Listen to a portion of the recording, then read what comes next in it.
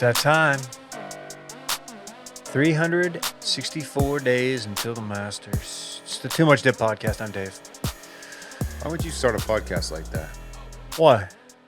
People want to know. Sad to think about, dog. Well, you know, it's important to kind of put that on your TL, on your calendar, sketch, just to be ready. Next week, it'll be whatever 364 minus 7 is. I move the Masters app away from my home bar. It's sad. It's fucking so GDI. I leave it on year round. Oh.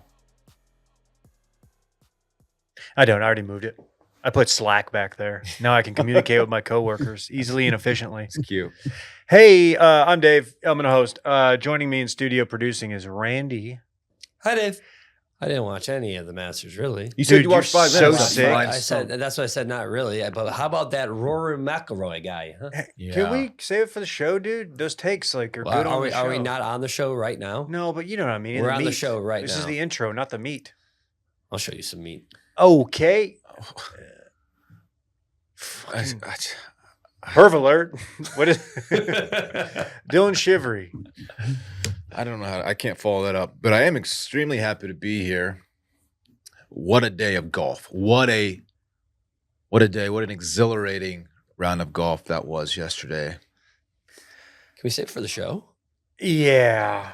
You know what, Randy? That's a great point. Hopefully our next host doesn't absolutely fucking ruin the show with his intro. KJ. Not something that I've been known to do. Happy to be here, fellas. First and foremost, I want to say thank you to all of the individuals, all of the individuals who reached out to check in on me, see how I was weathering the storm of this absolute de-essing of, man in contention for his Grand Slam. I'm very happy for all those who are very happy for that man. Happy to be here with you too. What that take? No one has had that take in the last 24 hours. I heard him, but I don't know what he said. I heard de-essing. I think that means dick socking. And then that man I believe he's referring to, and I applaud KJ for saving it for the show. But I think what he's talking about, who he's referring to, is Rory McIlroy. Ah. Oh, he won the Masters, didn't he? He did. Folks, you're not getting takes like this anywhere else. We could always just start over. Only 3 minutes in. Jesus. People tuned in. Is this how big shows do it? They come out of the gates this hot? People have set aside time in their day to listen to us talk about this, and this is what we're giving them. You think about it like that. Are we actually delivering? Here, hold on. Ready? Welcome to the Too Much Dip podcast. Reset. Run it back. Masters Monday. Ball up top. Ball up top. I'm Dave. I'm going to host, and this is Too Much Dip. Ball up top's not a Shut the fuck up, dude. We podcast just name. did it. It's not a bad name. We just did it. Let's check the IP real quick. Hold on. Extreme Jordan Spieth. Who was that fella he gave the nut tap to? I don't know, but he definitely hit that man in the shaft of his penis. He did. That voice you hear is my co-host Dylan Shivery. Man, I'm so happy to be here. You guys hear about this Masters tournament? Hey, I'm here too. Want to see some meat? You already did that one, dude. Dude, one of these days, I'm going to just pull out a crossbow and put one right through your dome. Fucking Tyrion style. I'm going to Tyrion you. Yeah, you open up the bathroom in there and just shoot me right on the pooper. Now, let's throw it out to a guy who's coming in from Wisconsin, KJ. Do you folks know there's a Southern Ireland too? How about we talk about them folks? What about Liam Neeson, Colin Farrell? I don't know. What about them? Don't talk about them. Bono? It's not Buno. Is Southern Ireland the southern part of Ireland, or is there a country called Southern Ireland? No, they just all kind of talk with a little drawl. Oh. They're all... Up north, they talk more with a fade, if you will. Okay. Southside fade? Although I'm not entirely sure if draw has an L or not, like legitimately. Southside's the realist. Sorry, that's really stupid. That's joke for a handful. Incredibly happy to be here. No bullshit. Like, genuinely happy to be able to do a show post Masters with you fellas. A day of import, a day where a lot of sports energy was expectorated. Shouts to Gaston. But yeah, looking forward to it. That's only a joke for Randy. Neither of you would know anything about it. Beauty and the Beast. Yeah, facts. I'm familiar. Oh. I know who the character is. Yeah. Dude. So I got around to watching that video you sent me on Slack. Booty and the Feast. Yeah. Did you watch? Did you watch it till the end? Fucking foul. No, The that's where it ending. started at the end. The ending is crazy. But yeah, that's what I was saying. It was just real gross though. It's not in season. It is not in season. Check back in October. Pervert alert. It's the second pervert alert today, boys and girls. No, well, the first one got lopped off with the second intro. Oh, Everything yeah. that happened before the second intro never really happened on the show. Oh, gotcha. It's a line of demarcation. Anyway, guess we're going to do a show now. Guys, subscribe to our YouTube, youtube.com/toomuchdip. Rate and review the pod. Say, hey, man, 5 stars. Awesome. Best intro in the game. No one starts a pod off like these boys. These boys get it. There ain't a sports pod out there like it. Is that what our listeners sound like? I don't know. Can we Maybe. get that on a shirt? Yeah. Yeah, but I don't know. There ain't a sports pod out there like it. In italics too. Did you say anus? I heard anus as well. The anus. Guys, come on. We're doing a lot. I don't know. Everybody's dude. Look, Booty in the yesterday was feast. the biggest, like the most stressful cortisol dump, adrenaline dump ever. That's fucking awesome. I was What spent. a wild ass ride that was. Are you a Last of Us guy? You know, I want to dip a toe in. Because But I not didn't yet. watch last night because I was like, it's going to be too heavy, and that was just too much. So I went right to Gemstones last night. That's a good Chaser? Move? chaser. I don't know. Chaser. Thank you. I'm all Randy. in, all over it. I just didn't physically have the capacity to watch last night, so please no spoilies. Which, you know, KJ and I are big Walking Dead guys, so this spinoff, The Last of Us, is really cool. This is I will not insult the brand in that manner, but I am enjoying everything they've put out. Cool. You guys want to talk about the Masters? Or? Yes. We must talk about the Even- Masters. We're not hitting the dip line this week. We got too much to get to. There's too much sports. We got some stuff from last week we got to clean up. We got Luka coming home. Doesn't that seem like years ago? Jeez, I forgot. Yeah. That That was sports cortisol dump, to be honest with you. But yeah. Yeah, that was hell. We're gonna do. Oh wow! Look, I see a college baseball minute. I wonder what happened. I can't wait to find out. I mean, I'm so excited to fill you guys in. Yeah, I also watched that video. Fill you guys in. Jesus. Well, Dylan's the one that said to me this. I don't He said- sit, I'm not sending them videos. Was that a double feature with Booty and the Feast? No, yeah, oh god. It was the metal disc and a quad disc booklet. And then we got Nico. What's the guy's name? Iamaleava? Or is that Iamaleava. Iamaleava? Sorry, I apologize. man. Iamaleava. Iamaleava. Okay, we're I gonna, don't. No one actually knows. Look, I'm going to be completely real here. I wasn't familiar with his game until recently. Big arm. Big arm, Big arm. big Talent- old arm, Talented cat. big old Randy arm. Huge These arms TikTok. are big. Okay, fantastic. Masters. Masters. I want to lead off the Masters by saying I've always been a Rory fan. I like his game. I like his interviews. I like his anti-live stance. I like the guy. I hate the libs too. Maybe one of the most beautiful swings we've seen. Watching this tournament, I didn't realize until watching this tournament how much I liked the guy. I was like really pulling for him, and when he struggled out of the gate Sunday, and it was like the Rory, here comes the Rory collapse. I found I was like, it was affecting me, you know. You got to get I was that double upset. out of the way early. It's much. Now, granted, he got it out of the way, and then there was another really really untimely one on 13. Yeah, But you got to put yourself back against the wall just to get the best out of you. He's one of those guys. Look, I'm that guy too.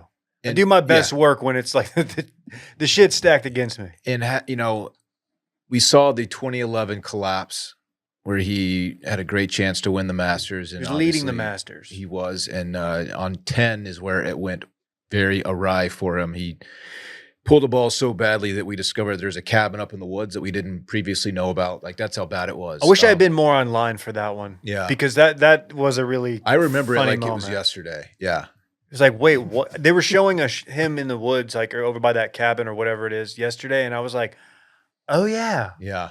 I forgot that was even a thing over there. And so for him to go this long without a Masters victory, I found myself being extremely happy for the guy, despite what KJ might think. Very happy for him. He's a great champion of the PGA Tour, and I'm a fan. I'm very happy for him. Go ahead, KJ. Why should we hate Rory McIlroy? I don't think it's fair to him or the accomplishment to dive right into my absolutely terrible, like SEC-esque Rory takes. I want you two to have this moment, especially you, Dave. I know it's particularly, I feel like you've been amongst the three of us, the loudest and proudest Rory fan. Even last week, and I don't think there's anything bad about that. I'd say 99.9% of my TL yesterday was overwhelmingly happy for Rory. And I have no issue with that. And I think it's all valid. So, yeah, I think for me, my Rory fandom is under my Tiger fandom. Tiger, I will get emotional over everything. This did not compare to 2019 as far as my emotions. Now, maybe a lot of it is that it was just so up and down and so exhausting on like good and bad that when it happened and he did it, and I knew he was going to do it in the playoff. I knew he was going to make that putt. Oh, I had very little confidence. Well, I should say when he got over that putt, I was Yeah. like, this is going to be it. He's not missing this putt. That when it happened, it was like more relief. Yeah. As opposed to joy. I was very happy in watching him walk up and to his wife, his daughter, that whole thing. I got emotional, and that was cool. But yeah, I'm a Rory fan, but I'm not like, he's not my favorite player. That being said, I did not want to see him go down as a choke artist again. When it comes to Tiger's my favorite golfer of all time. Like I was a big Tiger guy, but I'm also in the let's turn the page phase of my fandom of his. He's all the injuries. He's never going to be the golf or even close to the golfer he was. It's just his time is done. So anytime there's like, oh, rumors that Tiger's going to play in whatever tournament, I'm like, okay, like that's cool that he's going to be there, but we're not expecting much out of him, right? He's in love now. Can he even walk 72 holes anymore? We don't even know that. Well, he's in love though. He's in love with the Trump, and I'm happy for him. I'm just She's ready to more turn, than that, dude. I'm ready to turn the page and welcome in this next generation of golfers. It's funny you say that next generation because like Rory is the next generation after Tiger. He is. Like, and then you have like 2 new generations after him. You're right. But, which is funny. Yeah, you're right. But it's true. Yeah. Yeah. Obviously, Rory is not anywhere close to the beginning of his career. He's one of the older guys out there that's actually still competitive. Mid-30s, I think he's got at least a decade of competing at a high level. Anyway, I'm extremely happy, and it was a very up and down round, obviously. A lot of storylines going on, some really dumb holes from Rory, but some God-tier shots, as you said earlier, that were like, holy fuck. Yeah. In that moment to hit that shot is absolutely fucking wild. Let me glaze a little more. The shot on 15, after all the ups and downs to get to that point, the par 5. I was not confident when he was standing over that shot. I just was. How could you be after what happened on 13? 7-iron, 208 yards. And he hits it, and I'm like thinking like, all right, bunker, just get in the bunker is what I'm thinking. Like, clear it, get over. And then he starts walking after it. And this is the most excited I got all afternoon. I stood up, and Alyssa's like, is it good? Is it good? Because she's watching it, and she doesn't know really. And I'm like, he's walking after it. He's walking after it. That's a good thing. That's a good thing. And what do you know?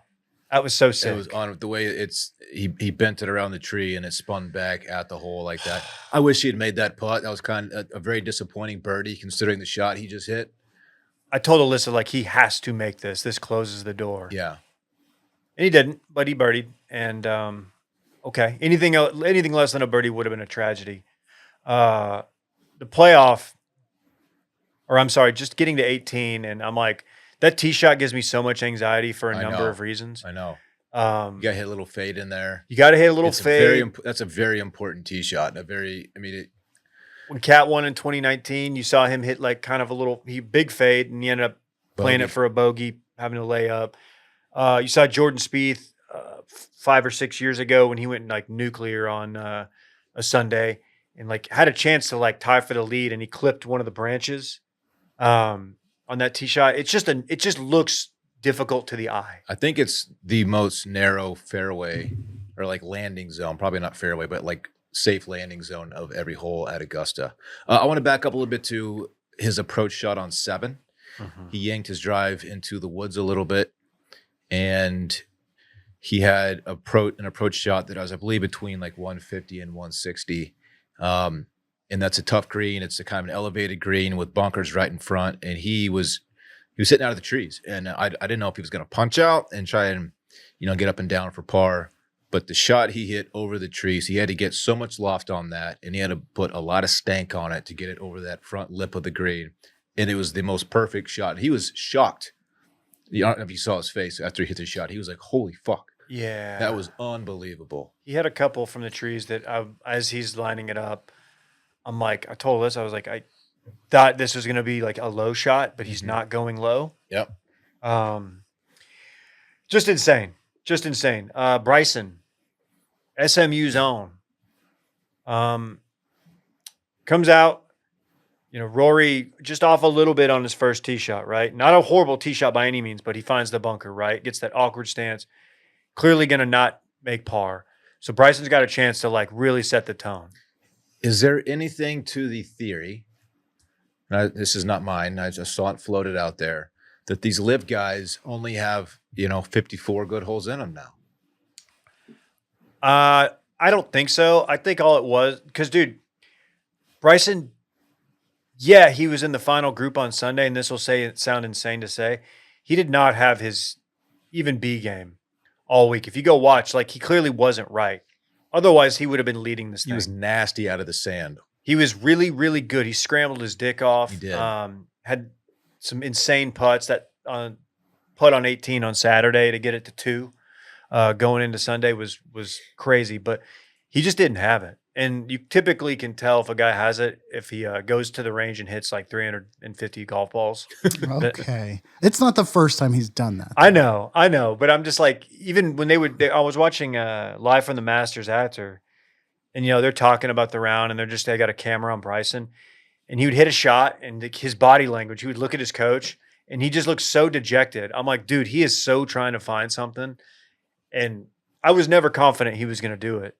I will say he did admit he had a verbal slip up in his post-round interview where he alluded to finding something this weekend, which I don't know another similar sport where you would want to admit that I discovered something about the mechanics of what I'm doing in the moment, and like almost alluding to like, not like, okay, I figured that this was going to work for me this weekend.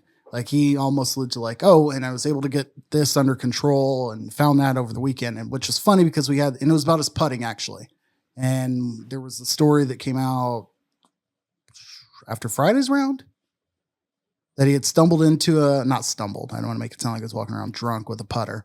But basically, I don't know the lay of the situation. Every headline makes it seem like he was walking around at night with a putter, heard some guys in their backyard and was like, hey, what are you fellas doing?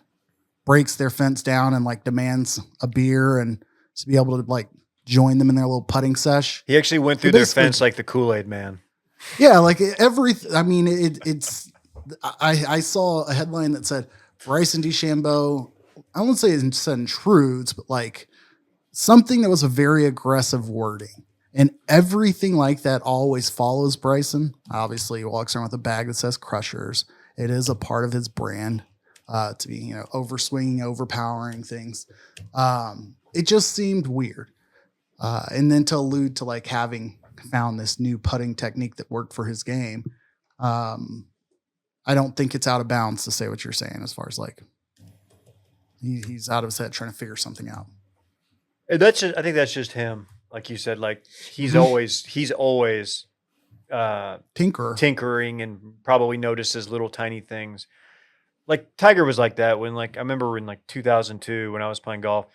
Somebody asked like Tiger, got any tips for somebody trying to learn how to play a fade? And he's like, oh yeah, my release, I release it about 2/100ths of a second earlier than I would.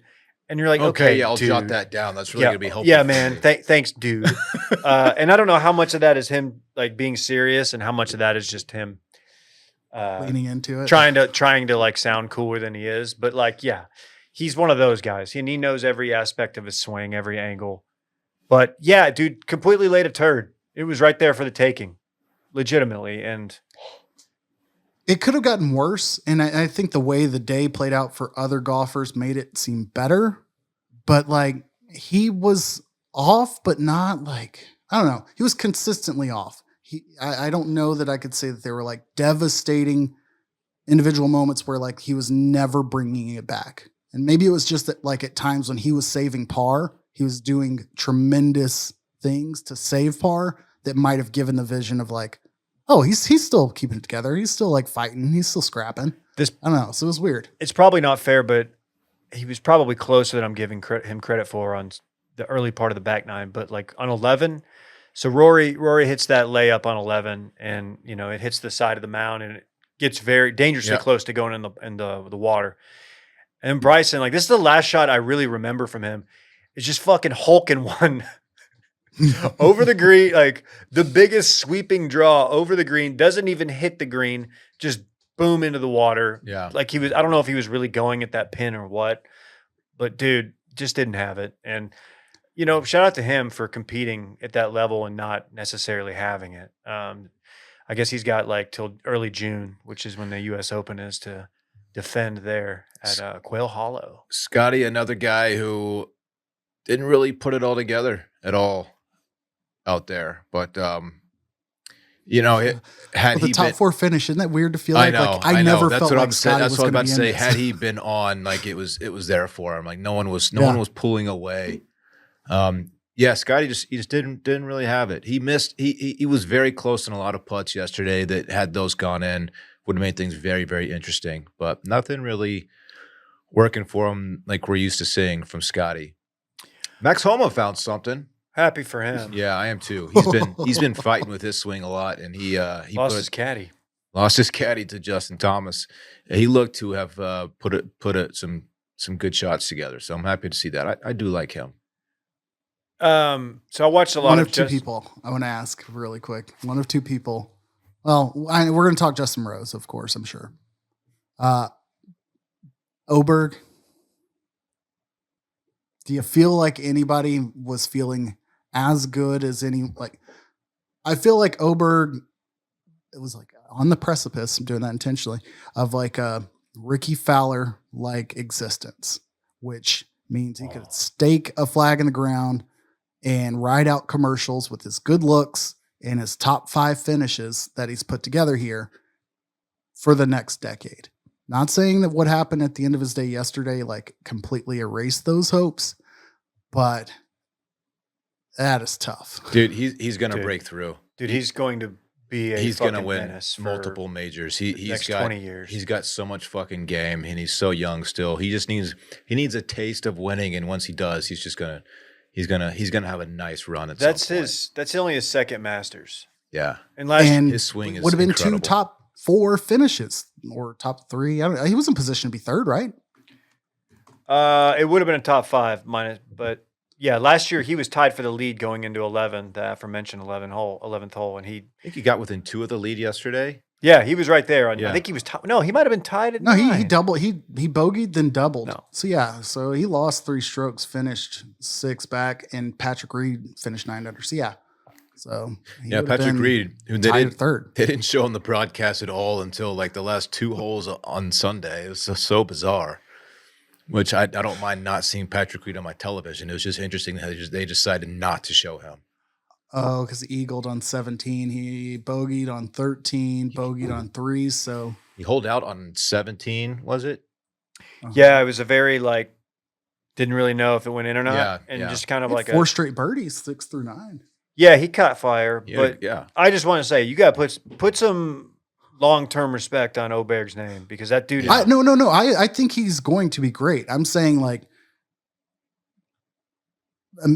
I feel like finishing what he finished last year. I don't know. It's just completely escaped me. Whatever. Great finish to the Masters last year. You get the full swing bump, whatever that means socially. I think he's well known. He had a good Ryder Cup performance, I believe. I'm not. I don't have notes in front of me, so I'm just kind of. He was second behind. He finished one shot behind Scotty last year. Thank you. And then in position to finish top 3 this year. I feel like for somebody like that, you pick up, and it's going to sound stupid, you pick up a random major, but like, I don't know, a FedEx Cup performance, something towards the end of the season, and next year he's like all we're hearing about. He's on State Farm. The Ricky Fowler thing's not a knock. I think it's only a knock because we know how little of success he's had since. But like when those advertisements, when the Puma deal and all those things began, yeah, those are the things people were saying about Ricky. I feel like sure. He was next in line to follow the Spieth like trail. He was in the crew, the Spieth, Smiley, JT crew. Mm-hmm. Oberg's he's insanely marketable. Adidas, he was kind of the poster child for Adidas this week, which I gotta say, fit wise, I loved everything Adidas did. I thought he looked sharp too. So yeah, no, your point's taken. When you hear a comp to Ricky, you just think of I don't mean that like lack of success. I just mean marketability and likability. Yeah, he's there, and he's like genuinely like just a handsome guy, and he's the next great Euro. So shout out to him. Justin Rose, watched a lot of him. He was in one of my big pools that I do. I took Rose, and I was feeling really good about it because I think I was like top 10 going into the weekend. And Saturday I watched, and he's going to be kicking himself a little bit from. Well, I guess he's not, because Sunday he was awesome. He was a fucking dog. He made that putt at 18. He was phenomenal. But Saturday, dude, could not make a putt. Like, he had so many chances to be the leader going into Sunday, into like it not being, particularly close, and he just couldn't get one to drop. I probably would have been rooting for him in any other circumstance, I think, because I kind of just root for, if you get an old guy, even if it's a guy like him that I don't really genuinely root for, he's an old guy, and I kind of start getting sentimental. I'm like, he's never going to be in this position again. And he's probably not. Yeah, I don't have anything against Rose. He just doesn't do anything for me. He's just kind of a guy who's always there. And he was slow yesterday. I didn't notice some that. Big moments. I saw you guys. I didn't notice that he was slow, but he just a guy who just like, all right, he's gonna get a top 10 in this tournament. He's gonna get some air time, but there's nothing. I don't know. He's just there. He doesn't do much for me, but he had a hell of a round yesterday. My God. I had just sent to another group text on 18 when he had that long putt that would have, that ended up obviously getting him into the playoffs, being like, dude, he's going to be kicking himself. Dude had so many chances with the putter, and his putter just failed him on the weekend. And he fucking drained it. I was genuinely happy for the guy, because I thought for sure Rory's going to put this thing away. Wasn't easy though. You probably saw the same tweet, but I did think it was, I thought it was interesting. 2 Masters playoffs, lost both in the first hole. Sergio in 2017, obviously yesterday to Rory. And then whatever. Oh, and the Memorial back in 2015, lost that playoff. 2018 BMW Championship. Looking over at Rory, which I don't think playoffs matter in these circumstances, like you're dealing with the height of stress anyhow. What was it? Players Championship just a month ago where he won a playoff. Yeah. 3-hole playoff. I think those things are helpful. Like to having to go into the tank in that extra moment. Sure. Masters all set aside all of the weight that was already on Rory after he misses that putt. Like that changes dynamics. This had nothing to do with prior playoff record, but I do think it's valuable if you're Rory versus Justin Rose, who hasn't won a playoff since 2014. Well, dude, compared to him. Think about Rory missing that putt on 18 to win it, and how deflating that has to be. And then it's like, all right, well, now we're gonna have to go up, sign the scorecard, whatever. Then we're gonna drive you back out, and you have to go hit this insanely hard tee shot again. And he hits a better one. Yeah, that's what I was honestly worried. I was like, dude, that's why I thought that Rose was gonna take it, because Rose was, not only did he finish really, really strong, but he was over at the range just getting reps in, staying warm. And Rory, who missed the putt on 18, had a chance to lock it down right there. Couldn't do it. Got to go turn your scorecard in. He's walking up to that tee box relatively cold after sitting for a few minutes, and then to hit that tee shot, which is a very difficult tee shot. I was like, oh fuck, this was his chance, and he missed that putt. He's gonna lose. Yeah. But that approach on the playoff hole was fucking nails. My God. It was nails. And then like on 18 when he just inexplicably wiped that one into the bunker. Yeah.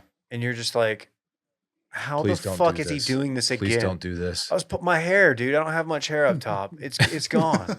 It's gone, dude. It was so stressful, man. The Justin Rose shots cutting into him in his practice round. I've got my daughter who turned 3 yesterday. Shouts to Camille. And my son is almost 5. Like, are of the age of where when something's on TV that's not cartoons, like they're not immediately completely like eyes shut off, especially if I'm reacting to it.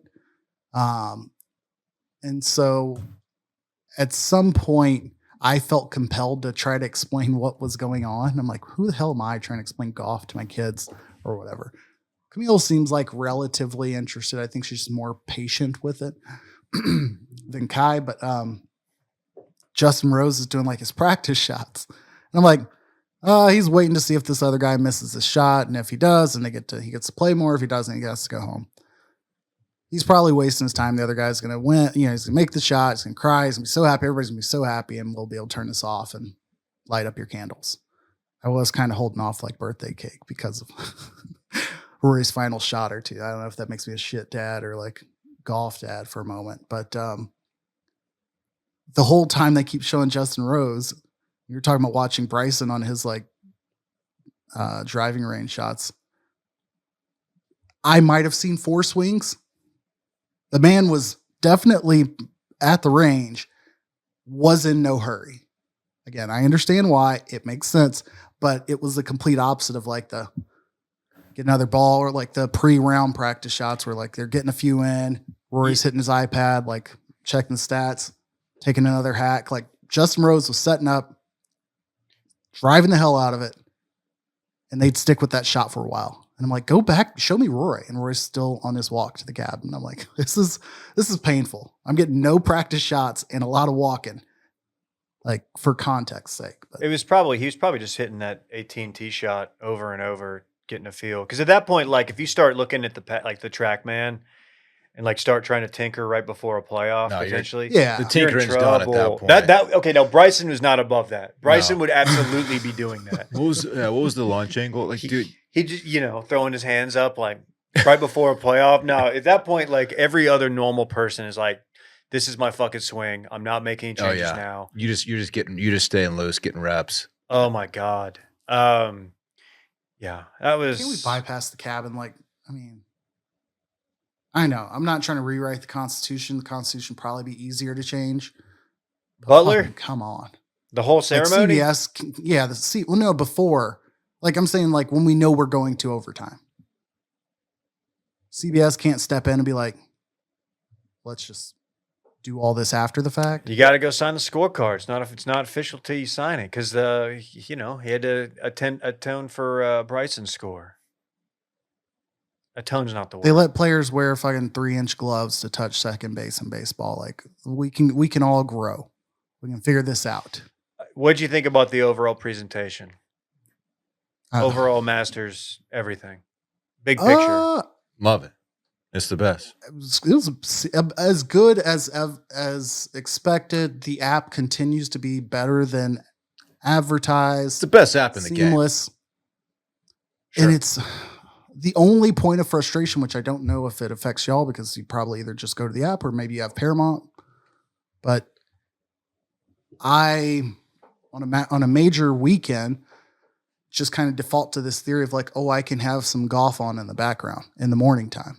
And so it not being available, like rounds being played, available on ESPN or whatever until 1 p.m. is a little bit frustrating. I know that I can pull it up, cast it, stream it. I can do all of those things. It's just annoying.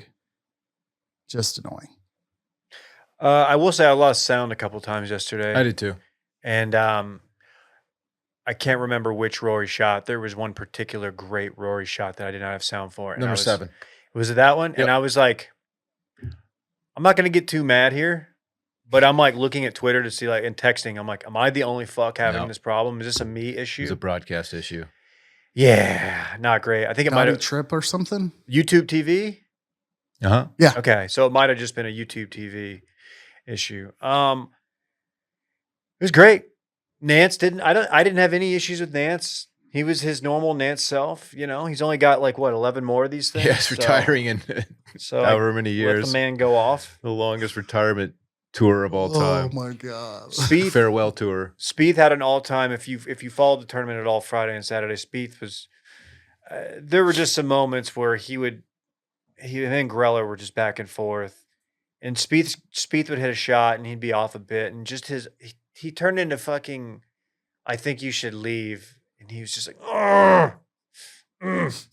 And you're like, dude, you've got to chill. You have to chill. Like you're not 25 anymore. You're in your fucking 30s. Can't be throwing these little tantrums now. Greller's fucking beard's gray. He has to deal with your shit. Just calm it down a bit, dude. All in all, though, not a bad tournament for him. Oh, Yeah. Top 20. respectable. Yeah. Top 20. He'll probably, not publicly, but privately, he'll probably take that Yeah. for right now. Corey Connors. Can't. It was Did you over have for him. any expectation of him showing up on Sunday? No, and And when the leader doubles the first hole and he has like a foot and a half and just wipes it, you're like, dude, I don't know if that was on 1 or 2, but he had one of the worst putts 1. you'll see. It was on 1. You're like, yeah, well, okay, well, get your top 5, get your check. We'll see you next year. Shout out to Canada. Fun weekend. Yep. I'm happy. I was happy to be able to start my day essentially with the Masters, end it with Coachella on YouTube. Like any real I don't know, depressed millennial should. Just kind of living vicariously through 2 different live streams. Who'd you check out? Who's the headliner? Charlie XCX, if that's not how you pronounce it, and I pulled an HG Sply, I don't care. No, that's right. Not bringing that on, man. I really have no honest confidence level there. Lady Gaga was there. Missy Elliott fucking slapped. Oh yeah. Her performance gave me the feeling like put her in the sphere. It was amazing. Oh wow. It was amazing. Okay. Other than that, I couldn't name shit. Couldn't name shit. Opposite of that rundown I sent y'all for the bourbon concert coming up this fall or festival this fall, where it's like, holy shit, I know a lot of these bands. It was brutal. The rest of Coachella. Has there been an artist of color in the sphere? I don't know why I turned it into Norm Hitchkiss there. I don't know. Are there any Dead and Co's that are colored? No. so. I'm sorry. You said Missy Elliott, and I was just thinking, like, wait. Honestly, I don't know. I mean, I don't know what ethnicity Jerry Garcia was, so I don't know if half the band is like. He's been dead for years. Well, I know. I said was ethnically inclined. I don't know about the rest of the band. I know You don't if they're get from the credit. Bay Area. You don't get credit for. Also, how many people have performed? It's only been like 4 artists. I know. so I'm far, just right? asking when are we going to get like something You just different? asked a question, Randy. Give me Outcast. Now I'm wondering how many people have performed in this. You don't sphere think so far. Outcast would go real fucking It's hard in been the Dead and sphere? Co, Because I the do. Eagles, Is there a Bleagle? You two started there. U2, and then I think like one random DJ was in there or something like that. Kenny Chesney's coming up in June. I'll be Whoa, there. I guarantee he doesn't check the box. Yeah, Shabuzi might fucking show up for half a song Okay. just to set the Guinness Book of World Records. Oh man. Anyways, I'm sorry. We probably could All be right. doing some productive. Let's put a bow on the Masters. A lot of fun. Dylan's Happy for moving on. Roars. Doesn't want to talk about the Monsters anymore. You got anything else to say on it? No, you went. You're the one who went. I think we covered it, dog. This fucker went to the Shove us Masters. in a locker. Fucking Masters guy over here. Can we talk Nico? Iamaleava. You know, I want to talk that all freaking day. Nico Iamaleava. But before we get to it, I want to just give a quick shout out to our good friends at Prize Picks. I'm happy if for you to do that. Yeah. Prize Picks is the best place to turn your sports knowledge into cash, Dylan. With millions of members, Prize Picks has made daily fantasy sports accessible to all. You just pick more or less on at least 2 players for a shot to win up to 2,000 times your cash.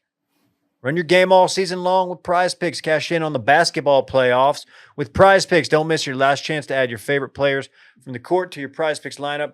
Whether it's points, rebounds, assists, take your pick of more or less for your shot to win up to 2,000 times your cash today. Heck, man, we got a little play-in game coming up. I'm gonna be prize picking. You know I'm gonna. You know me running my game, keeping an eye on it. Turn your playoff hot takes into tickets to basketball's championship series. Starting with the play-in round, every lineup you make on Prize Picks will enter you in the Takes Two sweepstakes, which could get you and a +1 a VIP trip to the Ship. Prize Picks is the best way to get action on sports in more than 30 states, including California, Texas, and Georgia. And Prize Picks also offers weekly promotions that can lead to big payouts like Taco Tuesday. Each Tuesday, Prize Picks discounts select player projections up to 25% to provide even more value for your lineups. Anybody knows. Anybody who's followed me knows that, like, I'm watching this Luka character. This guy, Luka Doncic, this other guy, I'm watching him, dude. Triple dubs for days. Give me, like, you put him up there, I'm taking him. I'm taking the over on everything. Rebounds, assists, points. Playoff Luka showing up. Check it out. So here we go. Download the app today. Use code DIP. That's DIP. To get $50 instantly after you play your first lineup. That's code DIP to get $50 instantly after you play your first lineup. Prize Picks. Run your game. Let's talk about the other Nico. Say his name again. Iamaleava. I don't know if that's accurate. That sounds really good. Giving it the old college try. And you're confident. And I got to say, there's no need for me to spell dip. No one thinks I'm saying dick in the code. I don't know, right? I didn't until you said that. Yeah. Okay, in my head, I'm like, did I need to spell that? Okay, go ahead. Sorry. Tennessee, I guess former Tennessee quarterback Nico Iamaleava decided to be, as far as I'm aware, college football's first holdout. Wasn't happy with the money he was set to earn from NIL, which I believe was in the neighborhood of $2.5 million for this season. And there were rumors early last week that he was unhappy with it, and he was flirting with jumping into the transfer portal and didn't show up to practice on, I don't know if it was Friday, Saturday morning. Didn't show up to practice. And sure enough, he was booted from the team. Shout out to our friend Josh Heupel. Oh, yeah, your favorite guy. Shout out to our friend Josh Heupel, head coach of Tennessee. Obviously said, you know what, buddy? You're out of here. We're not dealing with this. And he is hopping into the portal, which opens on Wednesday, and is seeking, I think, around $4 million from a new suitor. KJ, you might be best equipped to answer this, although you were a pre-NIL guy. It feels like the holdout in college is way worse than like holding out in the NFL, because like you are one of the few people getting actually compensated well. Yeah. And I cannot imagine like allowing this and like a coach actually being like, okay, we got to acquiesce, we got to give in, and then bringing him into a locker room and expecting like the chemistry to be there. Yeah, look, I'm all for, free market. Go get what you think you're worth. But at what point does it become like detrimental to your, long-term reputation? I don't know. It's just not. It feels like it's not a good look. No. KJ? I want to introduce somebody we've talked about, unfortunately, way too many times in the same vein. One, Jaden Rashada. Yep. Who I'd like to counterweight this argument with. Jaden Rashada, of course, high school quarterback that was committed to Florida, or a quarterback that was committed to Florida in high school. Says he was promised hundreds of thousands of dollars or millions of dollars. I don't want to get into the details. When their coach, Brian Harsin, am I being that wrong? Somebody showed him basically was like, we ain't got the money. You ain't getting the money. He decommitted or like left campus within a day or two of arriving, and then transferred to Arizona State, where he played a handful of games. Transferred from Arizona State to Georgia, where he has since transferred out of as well, and is now currently in the portal, and is in contact with a handful of like group of 5 schools. So I'd put him on one side of like, at some point you were negatively impacting your reputation, negatively impacting your credibility as a person who's like going to stand by what they signed for. On the flip side, you've got Nico, who out of high school, we talked about a few years back, signed an 8-year, $2 million a year deal. I'm sorry, I've screwed that up. 4-year, $8 million contract, averaging $2 million a year. How about that? And a bunch of that was hinged on the fact that he brought a huge social media following. NIL in its current market is a little bit different than what it was when it was created. When we were talking about NIL back then, it was like, how much money do these organizations and institutions stand to earn off of the name of a player? So thinking, or the image of a player, i.e. Livy Dunn, who unquestionably brought a lot more attention to LSU gymnastics than they ever deserved in the time that she was there. I.e. Johnny Football, who performed at a high level, but like it was the appeal of his marketability that brought a lot of attention to A&M in that time period. And nowadays you have like these projected performance NIL deals, like strictly pay for play type situations. So with Nico, you sign a deal when it was about marketability for 4 years, $2 million a year. Fast forward now a couple years, you've taken your team to college football playoff, essentially in your first year as a starter, or I shouldn't say essentially, and your first year as a starter, taking your team to the college football playoff. I don't give a shit what happened in the first round. You were one of those 12 teams. And it shined better on Ohio State because of how they handled that game, because of what people thought of you. You beat Alabama. You did all of these things. You've lived up to what you said you were going to be as a player, by all accounts. I don't think we heard any rumblings that he was a shitty person, shitty teammate, or any of those things. So I don't think it's unfair for him to be like, hey, game's changed. Duke just signed a quarterback for 2 years, $8 million. Darian Mensah out of Tulane. Bryce Underwood up at Michigan, coming out of high school, got a $10 million deal. Others are getting significantly more than that. I get being bitter and being like, hey, the price of the package is going up. I could transfer somewhere else. They're going to give me that. And that's kind of where like the core of my position is on this. Like, I have no problem with them saying I want to leave. No problem with them saying like, well, we'll see you later. Yeah. I think like if there's some like idea that like Tennessee's not holding up their end of the bargain or something, like then Right. yeah, then I applaud a player for doing that. We had a similar situation with that UNLV quarterback last year. Oh yeah, great point. Matt Sluka. I only know that because Yeah. I looked it up like 6 minutes ago. Which like nobody cared. It was like, cool, see you later. And he decided to redshirt. It didn't matter. But they were 3-0 at the time. And then I remember I feel like we ripped that kid.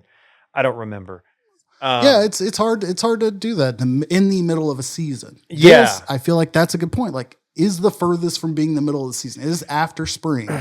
It was going into their spring game. It's notable. Yeah, I But think they've been discussing it all spring practice.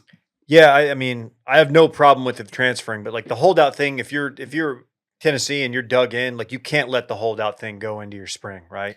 So That's on them. I'm really not mad. I don't think I'm mad at anybody here. Like I don't really care either way. I'm not a Tennessee fan, but like I'm looking at it, I'm like, oh yeah, I could see like if you got a kid at this position who's going to do that, the leader of your team, you either like immediately take care of it, but you can't let it fester. This isn't like a Emmitt Smith holding out for the first 2 games of like the 93 season or something. You're also talking about a dangerous precedent. I mean, the guy holds out like, okay, we'll give you an extra $2 million this year. Yeah. I mean, what's to stop other players from being like, hey man, what the fuck about me? You know? Yeah. And this is a kid who has a lot of ability. Obviously, talk about he's a big arm and absolutely has like NFL qualities. Didn't exactly light it up last year though. Yeah. I mean, he against teams with a pulse. So he played, against Ohio State, and granted that's a great defense.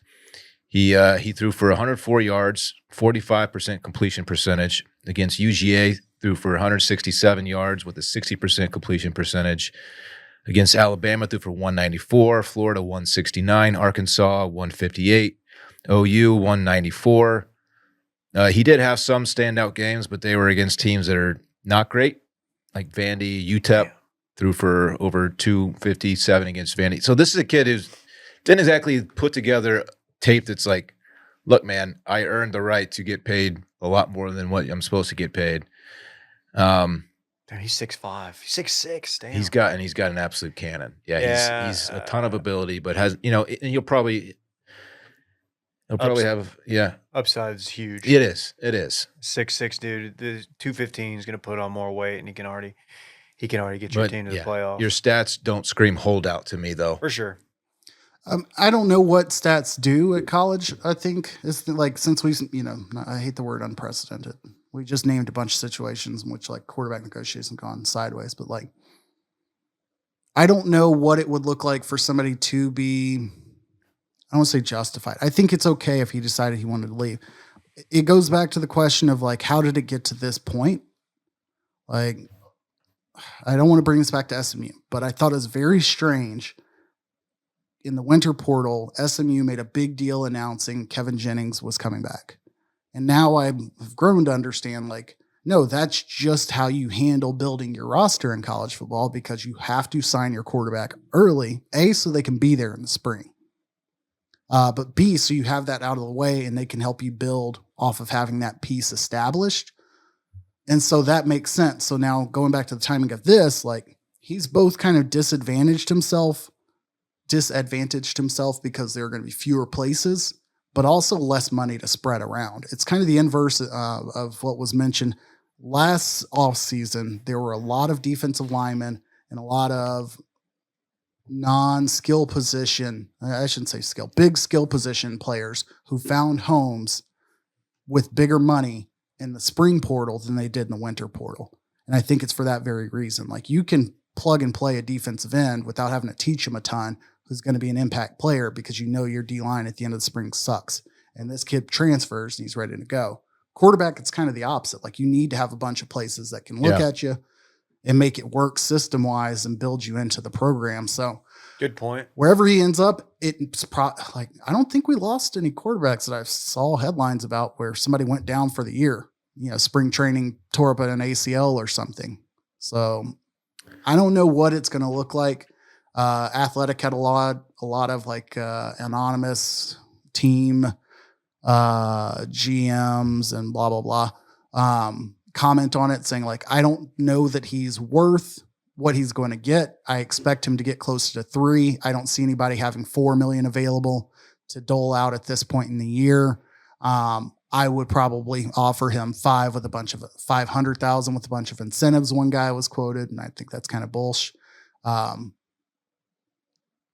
I don't know. I don't know what it's going to look like for him, just because the number of places he could go is fairly limited budget-wise at this point, unless he's willing to just take a year at a lower number and then sign big somewhere next year, which he definitely could. I saw UNC get floated out, which would be interesting with Belichick.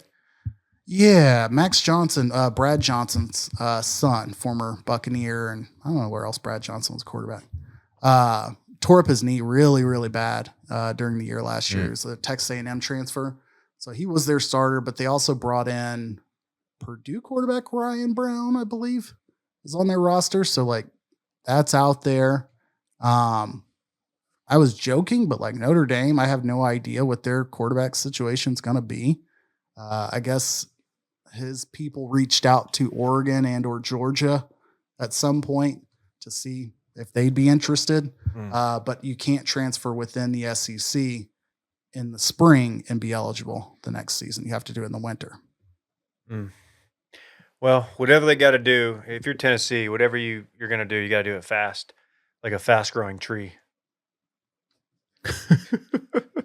You've got to allow time for the foundation and roots to take place for what your season is going to grow into, like with a fast-growing tree. Exactly. I mean, here's the deal. Do you know that Fast Growing Trees is the biggest online nursery in the United States with thousands of different plants and over 2 million happy customers? Guess what? I'm one of those happy customers. They have all the plants your yard needs, like fruit trees, privacy trees, flowering trees, shrubs, and so much more. Whatever plants you're interested in, Fast Growing Trees has got you covered. Find the perfect fit for your climate and space. Fast Growing Trees makes it easy to get your dream yard. Order online and get your plants delivered directly to your door in just a few days without ever leaving your home. And their Alive and Thrive guarantee ensures your plants arrive happy and healthy. Plus, get support from trained plant experts on call to help you plan your landscape, choose the right plants, and learn how to care for them. These guys have been around. Fast Growing Trees has been a sponsor of ours last couple years. They're just now getting back in the mix. But I've got a rose bush in front of my home that, as of 2-3 weeks ago, is thriving. Let's fucking It just bloomed overnight. It looks phenomenal. And this is a Fast Growing Trees, John. Love it. I'm excited for you to get the olive tree going in your yard, and I expect fresh olive oil here in the office. I didn't want to tell anybody, but I got a little olive tree coming my way, courtesy of the good folks. I utilized their customer support because I had a question about the rose bush because I wasn't sure if putting it that close to my home was going to be a good idea. They talked me through it, and now it's thriving. It's been there like 2 or 3 years. I love it. This spring, they've got the best deals for your yard, up to half off on select plants and other deals. And listeners to this show get 15% off their first purchase when using the code MUCHDIP at checkout. That's an additional 15% off at fastgrowingtrees.com using the code MUCHDIP at checkout. Now's the perfect time to plant. Use MUCHDIP to save today. Offers valid for a limited time. Terms and conditions may apply. Let's talk Luka's return because that was Wednesday. KJ, you bought some tickets. You graciously gifted them, I believe, to a friend of the show, Landry. Below cost, I did for one of them, and then I had to sell the other one back as he was unable to find somebody to go along with. Happy that it occurred, though. One of the weirdest nights ever. Yeah. So I bought those tickets the night that Luka's trade was announced. As I was like mid-group text reaction with you two, or with you and Landry. And in the back of my head, I was like, well, maybe I'll just buy a ticket and fly down and go see. Well, of course, it lands on a week where my wife was out traveling. And so that just wasn't going to happen. It also landed on a day where we had a babysitter scheduled, just like on a cadence. I was like, you know what? Usually I would cancel the babysitter. I got these kids. I'm good. I was like, you know what? I'm going to treat myself.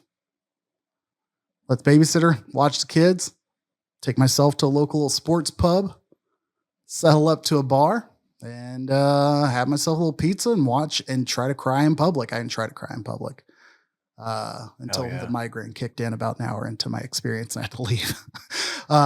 But it was very strange feeling like here I am in a town where nobody gives a shit about what's on the TV. Like if Giannis was to leave, they would feel it.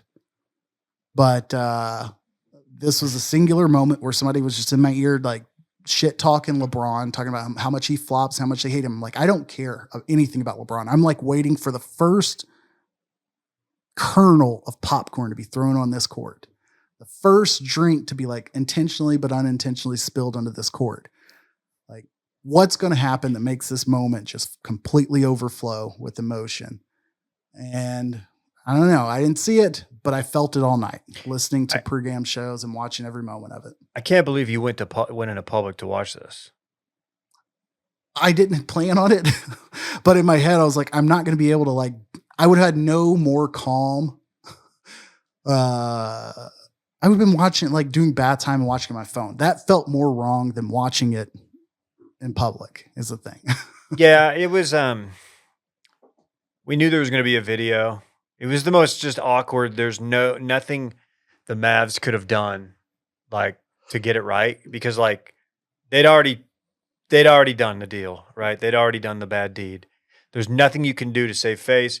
All you can do is pray that everything you do going forward from this point will be okay, they're starting to get it because they've had blunder after blunder after blunder of PR disasters, communications disasters from that organization since they made this inexplicable trade that no one likes. And they had the shirts and they're welcoming him home as if they're not the ones who did it. Now I know I don't want to get into the minutia of you got the comms department and the in-game production team versus like the people who actually decided to trade him. They're very separate. They're not the same. I don't really care who approved it and who didn't. If some person who works in-game communications with the Mavs was like, "Fuck it, I love Luka.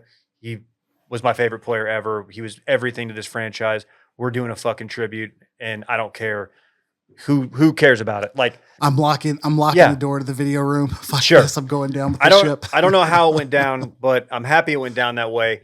It was awkward though. The guy's crying before tip. He's crying before he's even introduced. And you'll never ever you'll probably go the rest of your life and not see another moment that compares to that because it's so inexplicable. Like not a retirement cry. Like that's what it seemed like. You know what I mean? Like an end of a career. Yeah. That's what that moment seemed and or felt like. You were watching somebody's final home game. Yeah. And maybe that's a good way to describe it. It was his last home game. Yeah. And shout out to him. After that, it is no longer a home experience, so to speak. And he goes for 45 and he Yeah, caught yeah. fire Fucking from 30 30 in the He had a first game, half. too. The guy he was traded for that's supposed to make you feel decent about the next 2-3 years was absolutely He lit it MIA. Absolutely MIA. Was terrible. Like, I mean, just like a dude off the bench. You're like, what is this? Now, granted, they did not have Mavs don't have a point guard that can get him the ball right now. I give him a little bit of a pass for that, but like, dude, it was just awful all around. It was awful. Hold on, let me challenge that a slight bit though. Didn't we hear in LA, and we've heard it with him before, where like he works better with the ball in his hands. He didn't want to play Yes. 5 because they wanted some of the offense to go through him. And I know know. that's not saying he wanted to be point. That was, you know what I mean? You're right. But still. Anyhow, whatever. I agree. We're on the same page. There- I do think it is fair to like the Mavs have had 2 seminal moments in their recent history as an organization that I think highlighted that there's a fracturing within that organization between whatever parts make a sports franchise. One being the Pants DJ event of 5 or 6 years ago. The scandal he's referring to. The scandal in which an employee was yanking himself into They had a pervert alert. yeah, They had an whatever. Mavs organization whatever. pervert alert issue. Yanking it in his office Oh, while people were present. Mm. Jorkin in his jeans. How about that? It's peanuts. And it was very clear. Mark Cuban's like, he was a lie. It was bullshit. I only oversee the basketball. I don't know what's going on in the office. Yada, yada, yada, blah, blah, blah. Huh. But then you have this event and this night, and it reminded me of that comment and that claim. And I'm like, yeah, knowing that I personally know people who work in the office now, not the Jordan guy, who were fairly close to the creation of this video and of this moment. And I know for damn well the people who are overseeing the contracts and decisions around the basketball players that are on that team are not in the same atmosphere. Yeah. It hurts, you know, and I don't know that as a fan, and it's not my number one sport. They weren't my number one franchise. Nothing comes between me and Trevor Lawrence. Of course, we all know this, but it's about as close as one can be because I don't have that true, genuine connection to the Jags. I do have that to the Mavs, and I don't feel like that exists anymore. It feels very weird. Yeah. It was just the weirdest thing. And like, I'm glad it's over. And part of me is like, man, he saw like that reception from the fans. Wonder if he'd ever come back because of that. Randy, you okay there, buddy? yeah, fine. Yeah, it was just bizarre. Patty Mahomes might be the guy who brings him back to Dallas. Patty Mahomes courtside. Hey, that haircut. Her haircut looks good. Pat's Looks looking good. strong. Real good. Pat's looking strong. I gotta Brittany say. even looked decent too. Yeah, Maybe you know. maybe it was just the emotions of the night had me feeling it for a moment. It was that Xavier Worthy right before that? Which would have made sense for him to be there with Pat, but I thought Xavier Worthy gave him a hug before Mahomes. Overshown was there, Overshown was there. looking dope, Looking good. as he always Looking does. good. Rehab. Hey, looking at mid-season. Huge. There's really not much else to say. Lakers are better than I thought they'd be. The Mavs are going to play the Kings in the play-in game. Probably lose. They're not good. This is going to be the Spencer Dinwiddie show. It's very sad. So, yeah, I got really nothing else. That was fucking weird. emotional. I still have not gotten to the point where I could answer the question like, what could bring you back, me back? Like, what could bring a fan back? Like, I don't think anybody wants to see what that answer means. Like for Luka, like what could happen to Luka, or what could Luka do for anybody to feel like, oh, this was actually a good idea. I'm not gonna say it out loud, but like, there would have to be something devastatingly bad. It'd be chronic injury. Airplane, not helicopter flight, but it would have to be something. But that takes years to like be confirmed as chronic and not like overcomable. You know what I mean? Yeah, it would. Yeah, no, like Luka checking into rehab, and you're like, oh fuck, they were right. He does drink too much, but that's not going to happen. That's insane. Yeah, it would have to be something like that. And I don't think even the Mavs crawling from the 10th play-in game right now. I'd be upset if they beat the Lakers in the Western Conference Finals and went on to win a championship. I would not be happy for them, and I would not rally around the organization. It may make me like these players more. I'd root for Lively. I'd root for AD. Yeah, I'm still rooting for. I'd root for like the fucking players. Kyrie on the sideline, like, and everything that would happen within those lines. But I could not be there for the moment they put that fucking trophy in Patrick Dumont's hands. I think they said. I think I said it in a Washed Weekly that no matter what happens, if they run off the next 3, I'll never be happy for that. Like I will still not agree with the trade, just because we deserve the right to see how it played out with Luka. But no sense in getting mad about it now and doing a pod segment on it. But we did. And we'll do many, many more. I'm sorry. I tried. I was over it, and then that happened, and now I'm fucking mad again. But you know what? The only thing that can bring me back is, of course, a college baseball minute. A college baseball minute, my time, buddy. We'll keep it quick. Not a whole lot happening, but we do have a new #1 team in the country. Any guesses? Yeah, Hogs. Woo pig. Is Woo it pig. the people that were projected at the beginning of the season to be #1? You talking about Texas A&M? No, Yes. they are still outside the top 25, believe it or not. Oh, that's strange. Outside the fire. No, again, it's not A&M. Sick 'em Bears. It is your Texas Longhorns. Oh. They took 2 of 3 from Kentucky. Arkansas lost their series. Georgia also had a not so great weekend. However, it's only fair that I do share Texas A&M, what they're up to, and they did sweep. Who did they play? It's your fucking minute. Go Cox. South Carolina. The Cox. In College Station, they did sweep South Carolina. On Friday, they won 17-0. So, yeah, their bats have woken up. But they are. This is setting up for you. I know. Showdown. They're going to get hot right A before. showdown. That series is in a couple weeks. Oh man. Yeah. Oh man, a showdown. Is it here? And it is here. You got to go. I gotta go. I gotta lock down some ticks. Fuck yeah. Yeah. That's it. All Wanted right. to share that. Horns #1, staying on top. We can run it back and get out of here. Of course. Shouts to Western Michigan really quick. We got 2 things really quick and not very long. Shouts to Western Michigan winning the Frozen Four championship, and then condolences, sadness, and all those things surrounding LSU and former Tiger Kyron Lacey. Super sad sitch. Awful situation Obviously there. More complex, but just very, very sad. Yes. Check on your people. Run it back. The segment during which we talk about what we already talked about. Perv alert. Randy will show us some meat. Mm-hmm. Dylan sent Dave a video called Booty in the Feast. Fill you guys in is another video that Dylan sent Dave. Mm-hmm. Bryson, putter in hand, busted through his Augusta neighbor's fence like the Kool-Aid man. Oh yeah. Dave was pulling out his hair yesterday, and he doesn't have much left up top. Fuck you. That was you said it. Yeah. Happy belated birthday to Camille. We're not sure if there's been an artist of color in the sphere. I have looked. There's not. Okay, there's Thank not. you, We Randy. forgot about Fish, and the DJ I was thinking was Anima. No rainbow fish. Nico has got to move on fast, like a fast-growing tree. Who's DJ Enema? Anyma. He's an Italian.